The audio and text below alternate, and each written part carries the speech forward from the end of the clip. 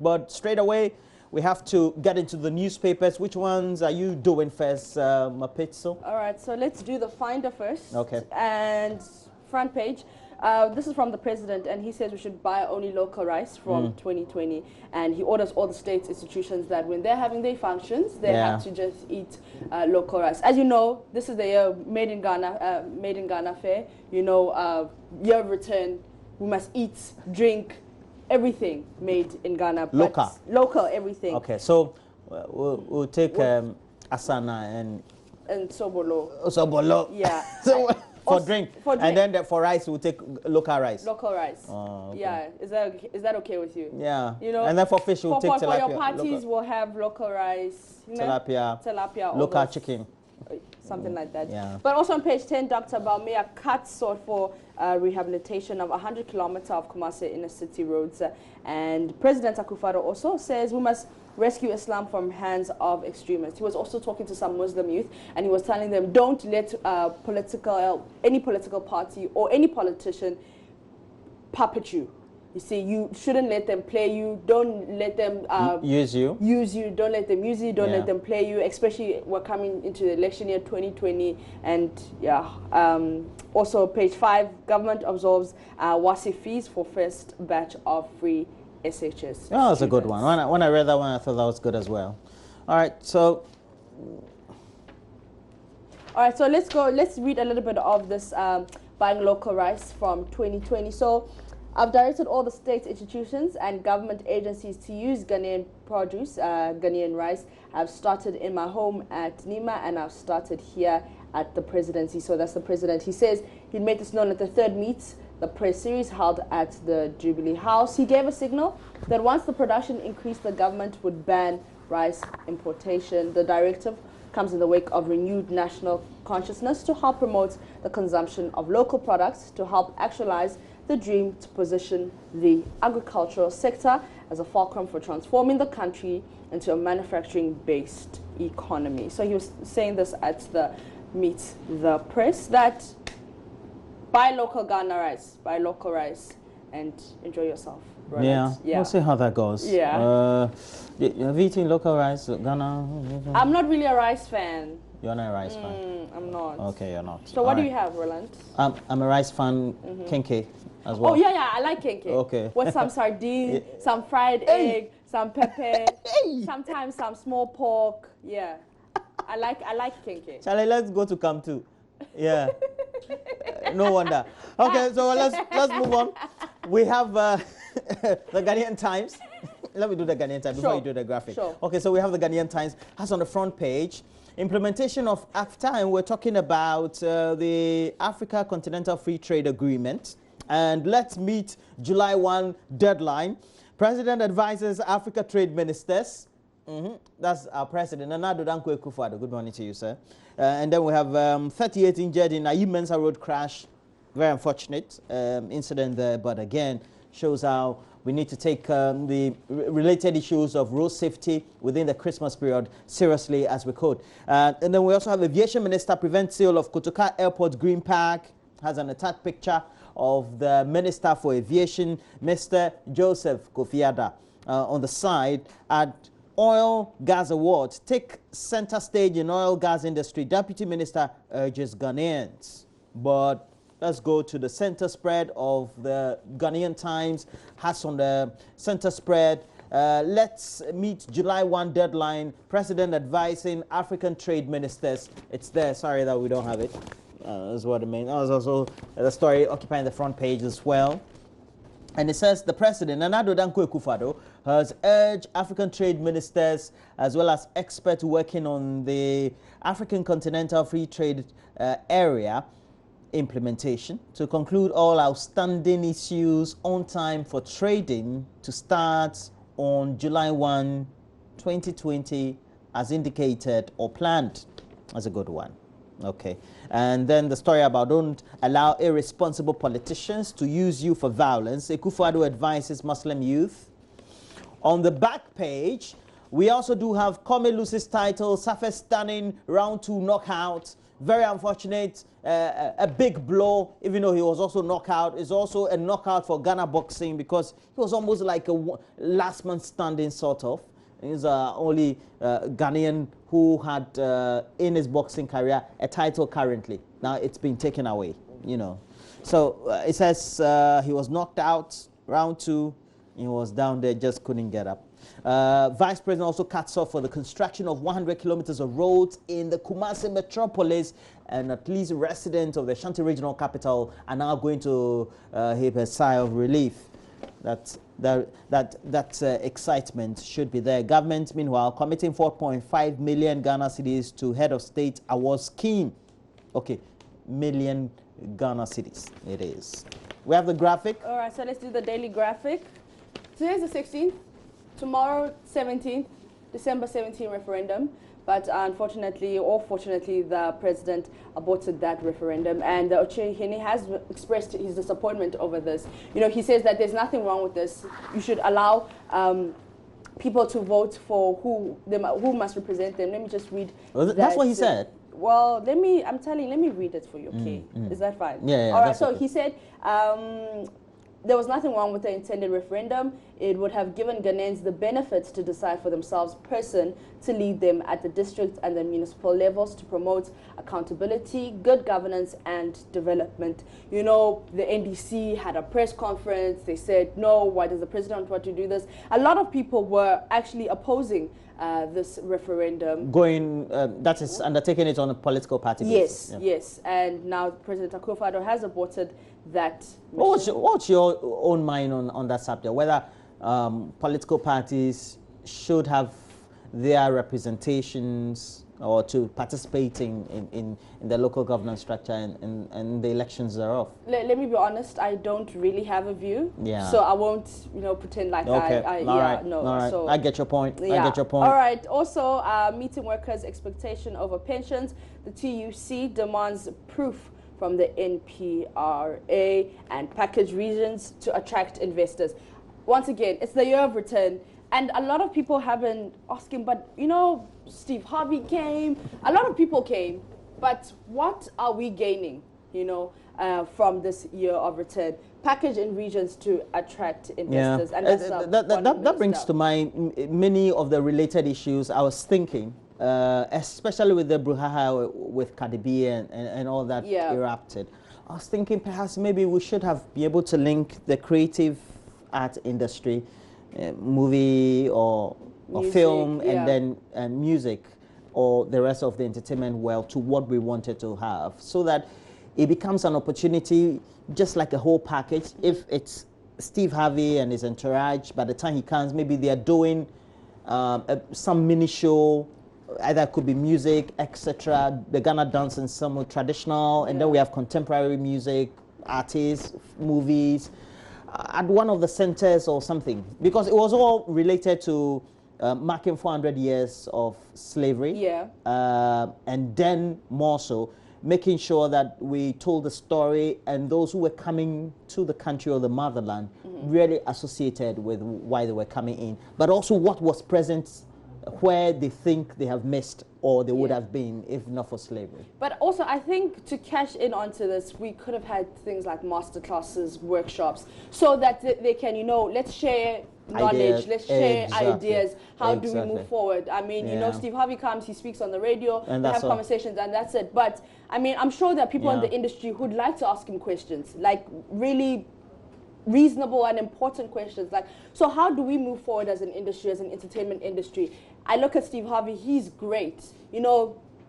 Comedians, let's ask him, let's talk to him, let's have a conversation. So I think that's how we could have really cashed in, apart from the whole dancing and it's celebration. And I think that you're right, because it's not only entertainers from the US and other parts of the diaspora who came in, but other people who, for example, the last time there was this gentleman, we're told that he's a billionaire, he's a black billionaire, and he comes with his crew, and nobody from industry and business, entrepreneurship are able to interact with them, and they just leave quietly, maybe come and sleep at Mervyn Peak or someplace like that, and then they're gone. So I think that maybe the next time we're marking maybe 500 years, when you and I are gone, we'll do something like that. Maybe the leadership then will plan something. We'll plan something like that. But in the center spread of the Daily Graphic, it's a special feature. Galamsey, when a national asset becomes a curse. The souls of several of the country's young men that have been swallowed by Galamsey pits cry for redemption. The land and the water are in dire need of their health, and innocent citizens want sustainable livelihoods. Galamsey, Charlie.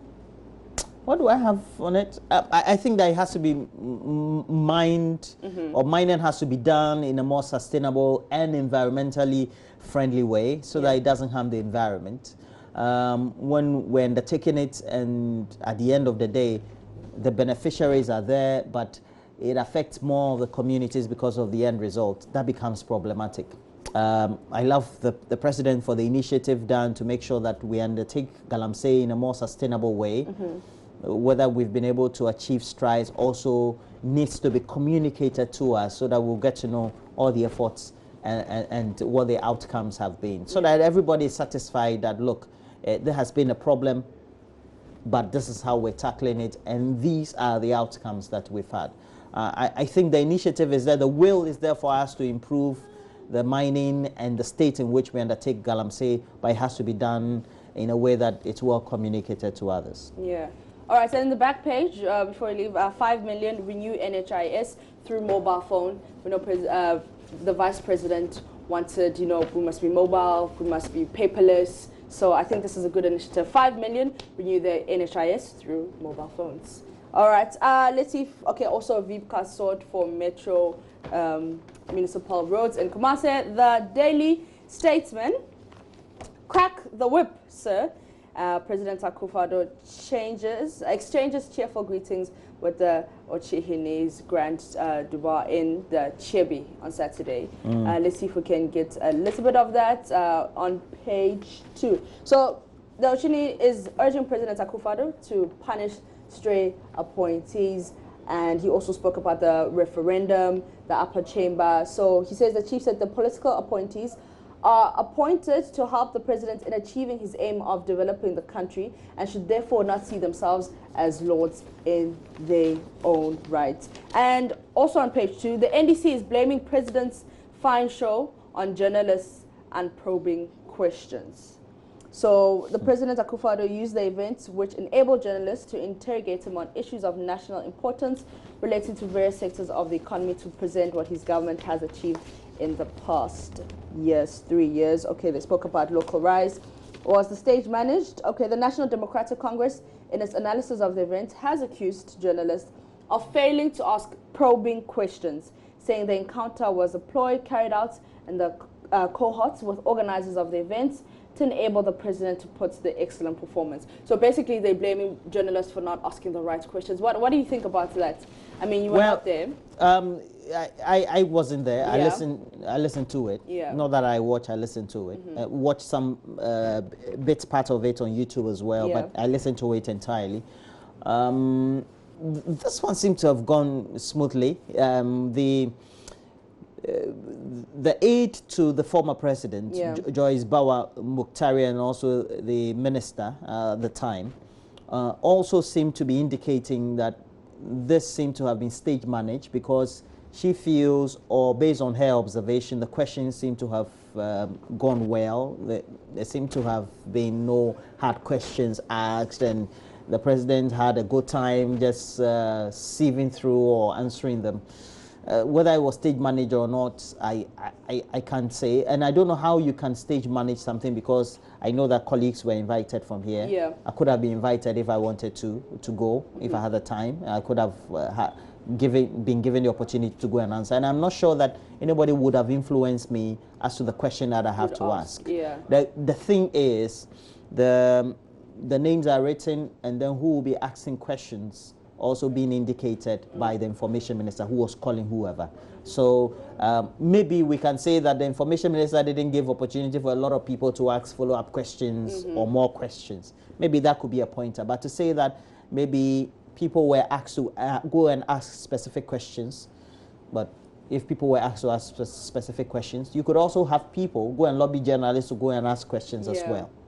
So I mean, I don't think that's a very fair assessment of what transpired by Madam Joyce Bawa Muktari. It wasn't one of the good things. Yeah. But you know also that Imani scored the presidency 48%. Yeah, the president scored himself 72%. 72%. And also Obio of Asempa FM asked if the president is leading a corrupt government or is presiding over a corrupt government, and he said no, he still stands by what he said when he came into office, that none of his officials are corrupt. But a lot of people seem to disagree with that. They're saying that, yeah, maybe you might not be corrupt, but your people and the people surrounding you are somewhat corrupt. So that's what people have been talking about from Meet the Press, the press, yeah. You know, the president naturally is a smooth talker. Yeah. Yeah, he has a way around his English language, so he knows how to gravitate towards a certain angle when he's responding to any question. And he's done that throughout his career as a lawyer, as an activist, as a parliamentarian, as a minister, and then becoming president. So we have to give that to him. He's able to, you know, meander through because he has a good command of his communication language and all that. So that also is a plus when you have to go and encounter him. Now, the questions would always be asked. How he intends to answer those questions are all entirely up to him. Yeah. So you can ask the question, but it depends on how, and this is politics. We have to understand that. If he goes to give a negative response or a response that doesn't really rhyme well, people will notice that, no, this response was not good. For example, I'll take the related issue. The former president, John Dramani Mahama, was having an interview with the BBC. And he was asked related questions about corruption. The way he answered, you know, he stuttered. As a human being? He stalked. You know, the way he answered that question, he should have just gone through, because he's also a good communicator. Straight away, I'm not...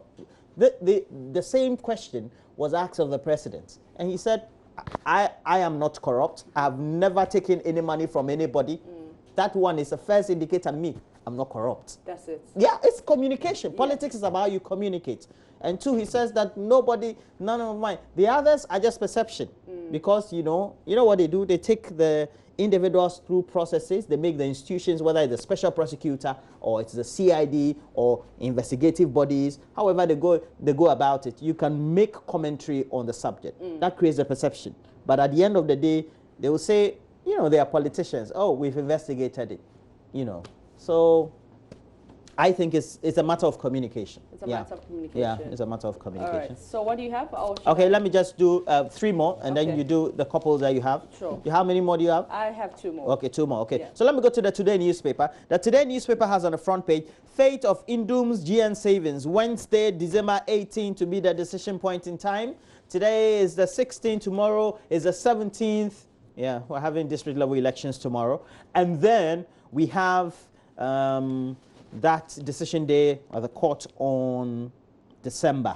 Give us let's go to the back page. It says Andrew Ayu, grateful to fans on the back page of the Today newspaper.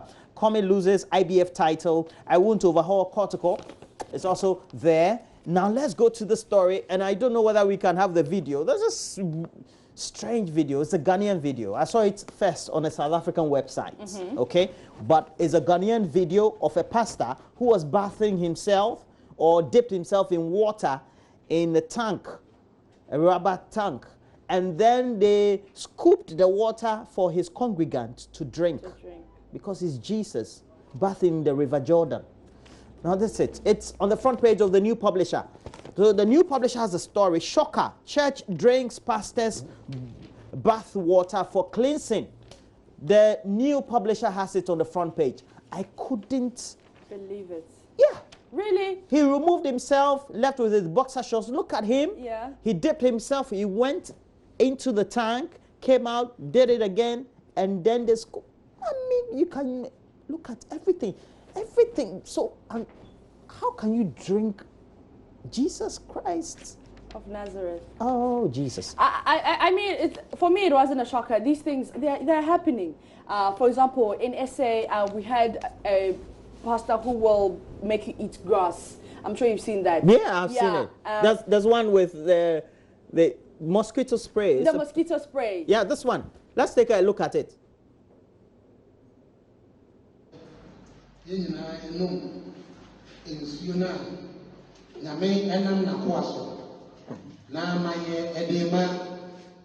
time Church of Plains members in now. Amen. A prayer the BDM a sorry Kenya or that sorry no wedding can be no means and Sanda a sorry penny food in our to watch us. Now could be also this. Amen. If you are the American now, Yasisa and the Ama members now na if be the Jesus will be I don't need the true. Amen. Okay.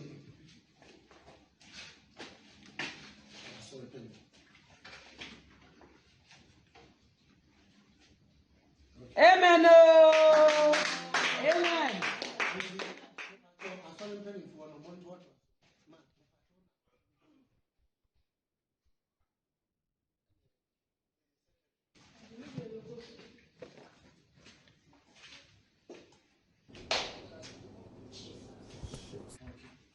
Amen. Amen. Amen. Amen. Exactly.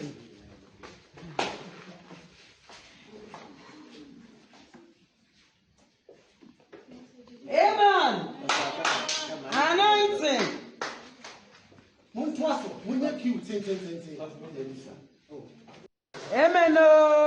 Amen. Amen. Anointing.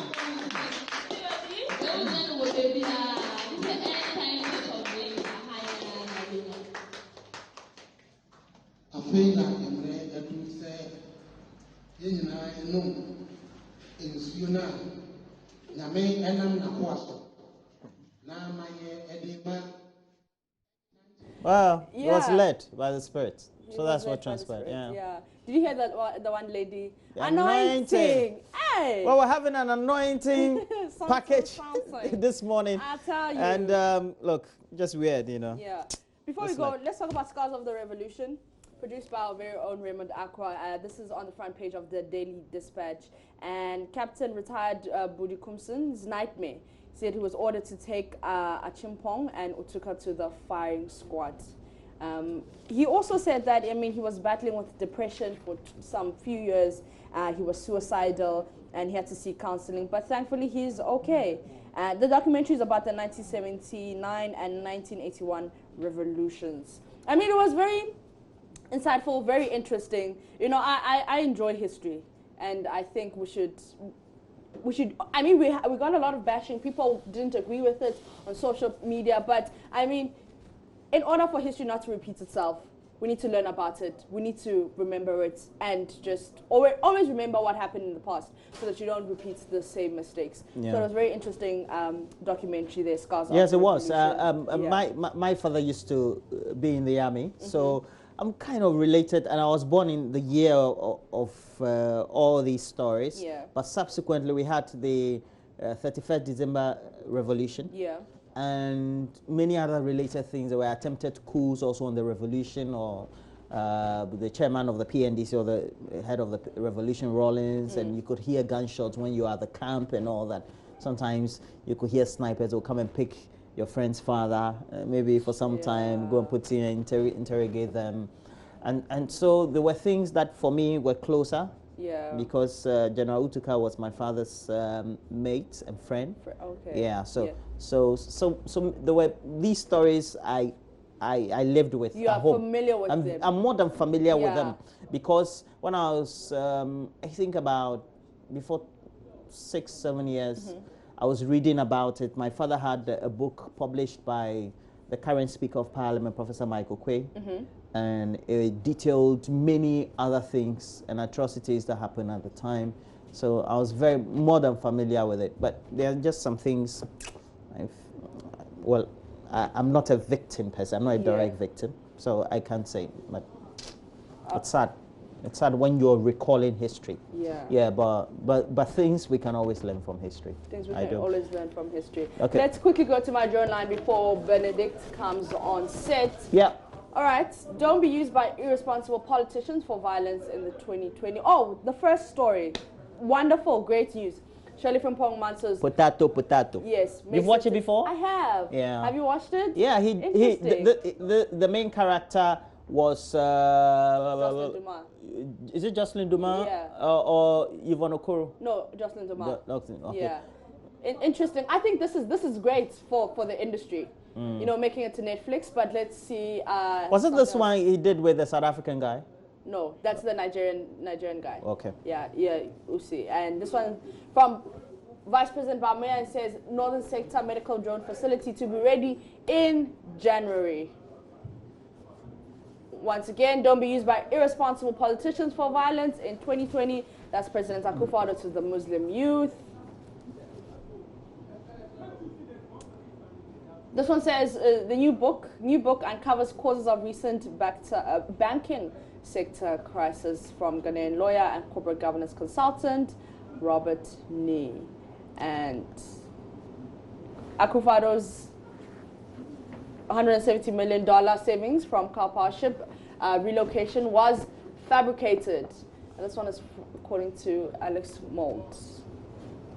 And the last one is Joy FM, Party in the Park 2019 in pictures. It was exciting, it was great. Hope to see you there next year. It's even going to be better. And, and Roland Walker will come with his kids and his wife and his mother and everyone he knows. All right, let's take a quick break for sports. Benedict is standing by. Yeah, definitely. So Benedict also will bring to us the latest sports headlines. Stay with us.